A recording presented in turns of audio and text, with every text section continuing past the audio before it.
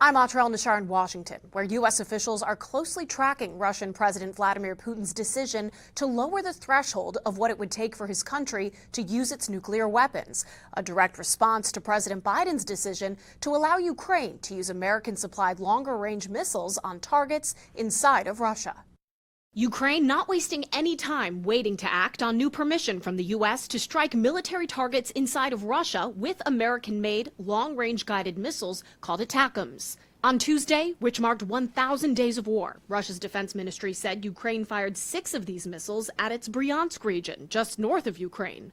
Moscow says it intercepted 5 of them. Within hours, Ukrainian President Volodymyr Zelensky thanked members of European Parliament for their continued support. Thank you for ensuring that not a single one of the 1,000 days of this terrible war became a day of betrayal of our shared European values. Some European nations are rattled by news that Russian President Vladimir Putin just eased the threshold his country would have to meet before using its nuclear weapons. In late September, Putin warned if a nation with nuclear weapons helps another nation strike Russia, it would be seen as a joint attack. NATO's Nordic countries taking steps to prepare citizens for a crisis. Finland updating its guidance for what to do during military conflict. Sweden distributing booklets titled In Case of Crisis or War.